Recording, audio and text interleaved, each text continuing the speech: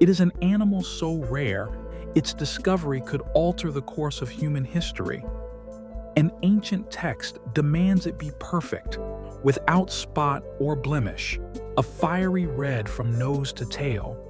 For 2,000 years, this creature has been the missing piece of a prophetic puzzle, but now, a handful of ranchers and rabbis believe they have found it. The red heifer holds the key to rebuilding the Jewish temple in Jerusalem, and its reappearance signals that the countdown to the fulfillment of the Bible's most critical end-times prophecies may have already begun. The story starts not in the complexities of geopolitics, but in the desert sands of the Old Testament, in the book of Numbers. God gives Moses and Aaron a strange command for a unique ritual: to purify the people from the most profound form of spiritual contamination, contact with the dead. They were to take a perfect red heifer, one that had never been yoked, and sacrifice it outside the camp. The animal's body was to be burned to ash, along with cedar wood, hyssop, and a scarlet cloth. These ashes were then mixed with living water to create the water of purification. Without this specific God-ordained mixture, no one who had touched a dead body could enter the sanctuary of the Lord. To do so would be to defile the tabernacle, and the punishment was to be cut off from Israel entirely.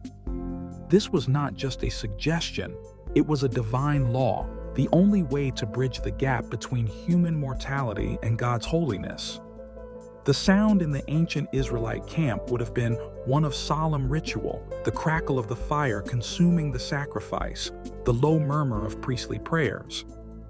It was a tangible sensory reminder of life and death, purity and defilement. This practice continued for centuries, through the time of the First and Second Temples. The ancient Jewish legal texts, the Mishnah, state that only 9 such red heifers were sacrificed in the entire history of Israel, from Moses to the destruction of the Second Temple in 70 AD. The texts prophesy that a 10th heifer will be prepared by the Messiah himself. This ancient law, however, presents a modern-day crisis for Orthodox Jews who long to see a third temple built. How could they possibly begin? The entire nation is considered to be in a state of ritual impurity from contact with the dead, and without the ashes of a red heifer, the priest cannot be consecrated.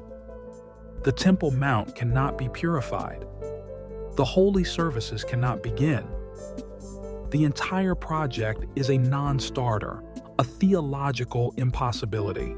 For a third temple to be built, a 10th red heifer must be found. But the requirements are astonishingly strict, making the animal almost a genetic miracle.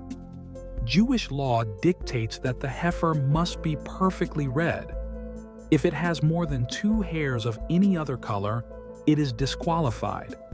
It must have no internal or external blemish. It must never have had a yoke placed upon its back, or even have been leaned on in a way that could be construed as work. It must be 3 years old. For centuries, no such animal could be found. The quest for the red heifer became a kind of legend, a symbol of messianic hope. But what was once a legend is now a headline. In recent years, a concerted effort, combining modern science with ancient faith, has been underway. Organizations like the Temple Institute in Jerusalem, a group dedicated to preparing for the Third Temple, have partnered with Christian and Jewish ranchers, particularly in Texas, using IVF and the selective breeding of Red Angus cattle to try and produce a flawless candidate. It's a strange and fascinating partnership of Texas cowboys and Jerusalem rabbis, all poring over the coats of newborn calves, searching for a single white or black hair.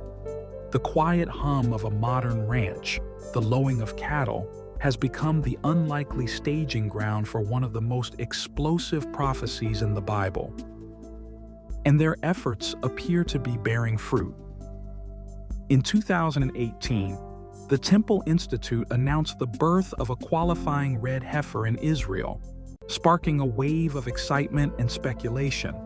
More recently, in 2022, 5 perfect unblemished red heifers were flown from Texas to Israel. They are now being raised in a secure, undisclosed location, carefully monitored as they approach the required age. Rabbinical experts have inspected them and, so far, have declared them kosher for the ritual. The final obstacle to the purification of a new priesthood may have been removed. The theological impossibility is suddenly becoming a practical reality. This raises the critical question: why does this matter to anyone outside of Orthodox Judaism? Because the existence of a third temple on the Temple Mount in Jerusalem is a prerequisite for some of the most significant and terrifying prophecies of the New Testament. The Apostle Paul in 2 Thessalonians speaks of the man of lawlessness who will take his seat in the temple of God, proclaiming himself to be God. Jesus himself in Matthew 24 warns of a future event he calls the abomination of desolation, spoken of by the prophet Daniel, that will stand in the holy place. For these prophecies to be fulfilled, there must be a temple, a holy place in Jerusalem. The search for a red heifer is not just about resuming ancient rituals. It's about setting the stage for the final act of the end times drama. The potential construction of a third temple is arguably the most volatile geopolitical issue on the planet. The site where the first and second temples stood is currently occupied by the Dome of the Rock and the Al-Aqsa Mosque, 2 of the holiest sites in Islam. Any attempt to build a temple there would be seen as a catastrophic provocation, likely igniting a massive war across the Middle East. And yet, the preparations continue, not just with the heifers, but with the weaving of priestly garments, the crafting of golden and silver temple vessels, and the training of priests from the line of Aaron. For the members of the Temple Institute, this is not a political act, but an act of obedience to God's commands. The birth of a few red calves in Texas has become the quiet catalyst for a potential global conflict. The discovery of these heifers means that the generation alive today may be the first in 2,000 years for whom the rebuilding of the temple is a tangible possibility. If the final inspections hold and a sacrifice is prepared, the world will have crossed a prophetic threshold. The stage will be set for a global leader to arise, perhaps brokering a peace deal that allows for the temple's construction, a deal that Daniel 9 prophesies will begin the final 7 years of this age. The search for a perfect red animal is the convergence of faith, science, prophecy, and politics. It's a story that began in the ancient desert and is now playing out on a global stage. The quiet munching of a calf in a pasture in Israel could be the sound of a prophetic clock beginning to tick, signaling that the time for the final temple, the reign of the Antichrist, and the return of the true Messiah is drawing nearer than any of us can imagine. If you believe understanding these connections is vital, subscribe to our channel as we continue to unpack the most critical prophetic topics of our day.